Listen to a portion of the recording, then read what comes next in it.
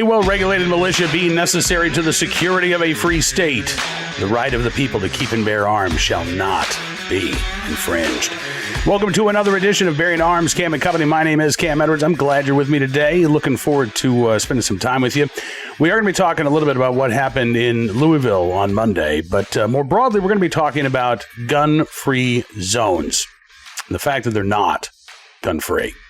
Not generally. And certainly not when someone with murderous intent decides to carry out a cowardly attack, as we saw yesterday at the Old National Bank in Louisville.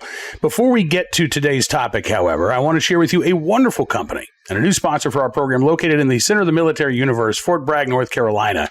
At Defender Ammunition, you will never wait weeks for ammo. Whatever you see on the website is actually in stock and ships the same day. And this is a pretty patriotic bunch. They source every component they can from U.S. companies to ensure that your dollars are going to support companies right here at home. Sure, Defender has exceptionally priced, high-quality ammo, but they're also great folks who fight for the defenders of our country. Everyone employed at Defender Ammunition is either former military or military adjacent, and that's why they give back whatever they can to support charities for our beloved service members. I actually had the chance to shoot some of their ammo this past weekend, and I can testify they are the kind of company with quality products and American values that you will want to support. The gun industry seems massive, but it gets a lot smaller when you find people with common American values. And if you want to try out some of their ammo for free, check out their brass exchange program. They encourage customers to trade in fired brass in exchange for a gift card. People love this program, as you can imagine. Visit DefenderAmmunition.com and get to know a gem of an ammo company in Fort Bragg, North Carolina. Check out all of the details on the brass exchange and more. And be sure to thank them for supporting this program and go on to save some high-quality manufactured ammunition. All right, so let's talk about gun-free zones for a second. Old National Bank in Louisville was a gun-free zone. According to its company handbook, its policy on workplace violence. Firearms were prohibited unless they were authorized by the company itself, and generally speaking, the average employee was not going to be able to carry. You know, we have seen since the Bruin decision was handed down last June, a number of states across the country try to enact more gun-free zones, more quote-unquote sensitive places where guns can be banned.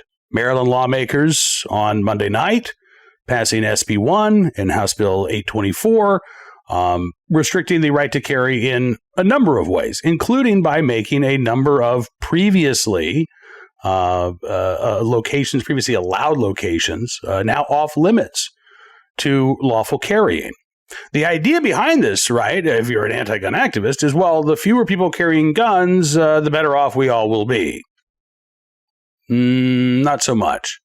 Because as it turns out, when we see these gun-free zones, the folks who generally abide by that policy are the folks who aren't going to commit violent crimes in the first place, right? Meanwhile, those with ill intentions, they're not stopped by a sign that says you can't bring a gun here.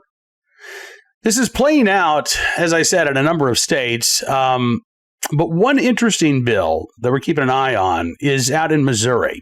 And this would not create a new gun-free zone. It would get rid of an existing gun-free zone. Public transportation. That's right. Now, I will say, this being a bill that would impact blue cities like St. Louis, you can imagine the reaction that this legislation is getting in cities like St. Louis. This from KMOV. A wild, wild west free-for-all. House bill would allow guns on Metrolink in Missouri. That's right, a wild, wild west free-for-all. Now, as KMOV points out, Metrolink, which is the public transportation system in St. Louis, often have unarmed security guards working to protect riders, but strictly ban any rider from bringing a gun onto a bus or a train. But they note a bill working through the Missouri House would change that, though they say some Metro riders here aren't convinced. Mike Moultrie, a Metrolink rider, says it's going to be a wild, wild west free-for-all. Yeah, we'll get back to Mr. Moultrie's comments, but first, let's point out that public transportation, let me back up for a second. The Supreme Court said in Bruin that the right to bear arms in public for the purposes of self-defense is a real right and a substantive right. Now, I would say that that means that the right to bear arms in self-defense in public would prima facie extend to public transportation. But gun control activists obviously see that differently. Now, as it stands, there are some public transportation systems that do not ban concealed carry. The MARTA system in Atlanta, for example, has no restrictions on concealed carry. DART in Dallas has no restrictions on concealed carry. And I wouldn't call either of those systems the Wild, Wild West. Would you? I mean, crime may certainly continue to take place on these systems, but people also have the opportunity to defend themselves if need be. And when it comes to this Missouri bill, Susan Myers, who's the Missouri chair for the D.C. Project, was one of those testifying in favor. She told KMOV that she believes gun-free zones should not exist except for a few minor exceptions. Says cut down on those places to be a target for criminals. They'll have to stop and think about it a little harder. Yeah, well, they're not having to stop and think about it right now.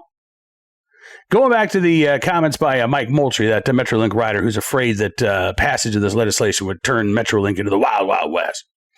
He says that he is, quote, skeptical of allowing guns on the Metrolink. He knows it could help a law-abiding citizen, but worries that it could lead to more violence. He says, we already got gun violence. We already got violence that's happening on the Metrolink from kids 16 to 24, and so many guns it's illegal to be on these streets.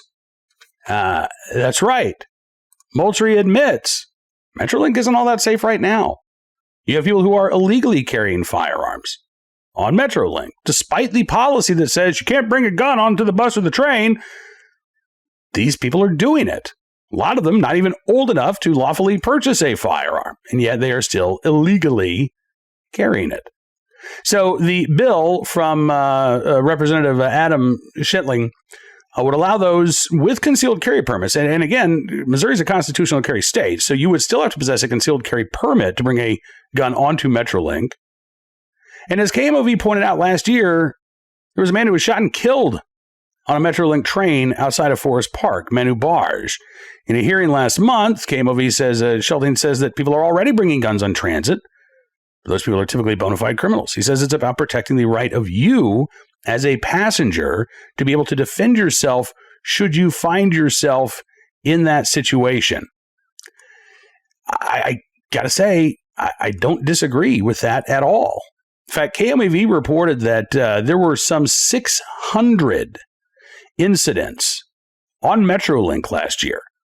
They say Metrolink incidents increased over 10% from 2021 to 2022 at 660 incidents. Now, they say half of those were initiated by police. Okay. Meaning, unarmed security saw something and alerted authorities, and then an arrest was made, or at least an investigation began. But in half of those incidences, roughly 330 of them, there was not a proactive response by police. Instead, an incident occurred. A crime took place. Somebody was hurt or injured or robbed or assaulted. And in many cases, the criminal got away with it. That's the reality of this gun-free zone. It's not gun-free at all. It is a target-rich environment for criminals looking to prey on the innocent. People who are just trying to get to work, trying to get home, trying to get to their loved ones. And yes, they are disarmed by law, as is theoretically the armed criminals who are confronting them. But again, that sign, that policy that says don't bring a gun onto the bus, don't bring a gun onto the train, isn't doing anything to dissuade violent criminals. It is simply preventing good people from protecting themselves. I know for the gun control activists that the gun-free zone is this, utopian ideal, right? If they can't ban guns completely, well, by golly, they can at least have these oases of disarmed Americans so that they can walk into a grocery store, or they can visit their local mall, or they can even drive down the road and not have to worry about the people around them. lawfully carrying a firearm. But even if every inch of the United States were declared a gun-free zone today, that would not prevent violent criminals from carrying out their carjackings, their armed robberies, their drive-by shootings, their home invasions, and sadly, the random street crimes that we see all across this country. Gun-free zones are a fantasy. It's a fiction. The reality is criminals don't care. And if they do, their eyes are likely to light up when they see that sign that says no guns allowed. Because it means that the opportunities for unarmed victims increase exponentially, and the odds of an armed response drop dramatically. All right, let's turn our attention to today's armed citizen story, our good deed of the day, and our recidivist report. We'll start there with a case out of St. Louis Park, Minnesota, one of the Minneapolis-St. Paul suburbs there. A teenager charged with a murder in a fatal uptown shooting last April has been ordered to stand trial as an adult. Now, as it turns out, one of the reasons why this 16-year-old, now 17 years old, will stand trial as an adult is because Jaquan James Smith has managed to rack up a fairly substantial criminal history at a very tender age. As the Star Tribune newspaper reports, Smith, who was 16 at the time of the shooting, remains in custody of the Juvenile Detention Center. His public defender did not immediately return calls seeking comment. He is in court again today after a hearing last Friday determined that he should be certified as an adult, a process that involves taking into account the minor's culpability and criminal history. For Smith, that includes an attempted carjacking in December of 2021. He pleaded guilty to attempted simple robbery and is still on juvenile probation for that offense. The latest case, Smith is charged with second-degree murder, first-degree riot resulting in death, second-degree assault, and one felony count for violating his probation for being in possession of a firearm. So, yes, young Mr. Smith, who's 17 years old now, less than 2 years ago, was charged with a very serious felony, attempted carjacking, was allowed to plead down to a much less serious offense, simple robbery, and was placed on probation. Apparently with little to no time behind bars whatsoever. As the Star Tribune notes, in recent weeks, the Hennepin County Attorney's Office top prosecutor Mary Moriarty has been criticized for her use of community programming and other, quote, rehabilitative interventions for teens charged with violent crimes rather than seeking punishment in the adult criminal justice system. Back in February, the paper notes, Moriarty offered two teenage brothers plea deals rather than certifying them as adults in the murder of 23-year-old Zaria McKeever. Amid public backlash, Minnesota Attorney General Keith Ellison, actually, who, again, regressive AG Keith Ellison asked Governor Tim Walz to exercise his statutory authority to assign him the case. I mean, when you are too soft on crime for Keith Ellison, that's saying something. As the Star Tribune says, it is extremely rare for state officials to intervene with the prosecution handled by locally elected county attorneys. Again, though, this seems to be par for the course in the Minneapolis-St. Paul area, where, by the way, violent crime has gone up. I mean, it skyrocketed in 2020, obviously, with the George Floyd riots. It hasn't gotten substantially better since. Violent crime has declined a little bit, but it is still well above like the levels that we saw in 2019. And I think one of the problems here is you've seen this rise in juvenile crime, not only in Minneapolis, St. Paul, but all across the country. A lot of jurisdictions are struggling with this. And unfortunately, the juvenile justice system, which ostensibly is designed for rehabilitation, doesn't seem to be working to rehabilitate the youthful offenders, doesn't seem to be working to incarcerate them either. Instead, what we see is this rinse and repeat cycle of serious charges, plea deal, slap on the wrist, go back to the street, don't let me see you again. Oh, you're here again. Hey, I thought I told you not to come here again. Well, listen, if you come here a third time, then I'm going to have to really get serious with you. This isn't working. By the way, more gun control laws, not going to do a damn thing to help either. But in Minnesota, lawmakers are much more interested in cracking down on legal gun owners than they are in actually dealing with repeat juvenile offenders. Today's Armed Citizen story, Phoenix, Arizona.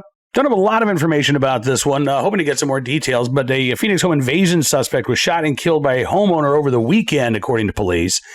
Again, we've just seen some initial reports here and no follow-ups to date, but this was Sunday night.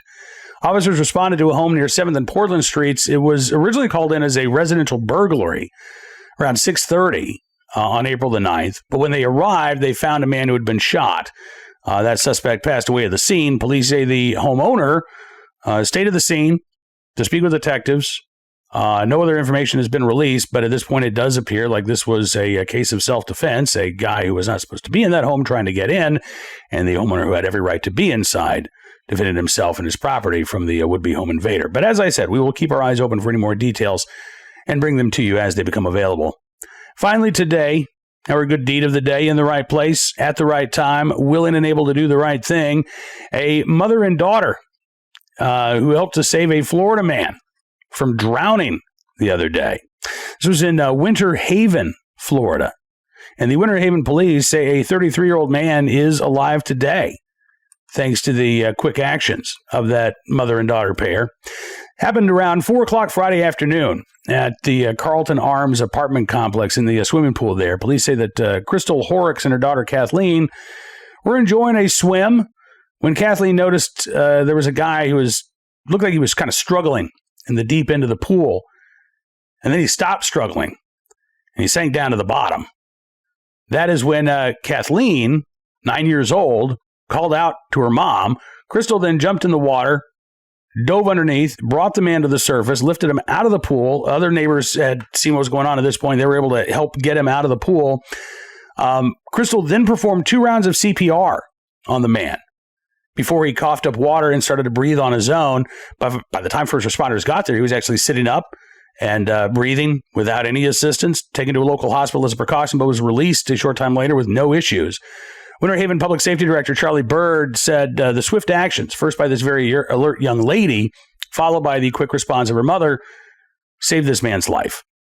And the department said, listen, now's a great time to learn CPR for those of you who don't know how to already, reminding them to check with the local Red Cross or the Citizen CPR to find a class near you.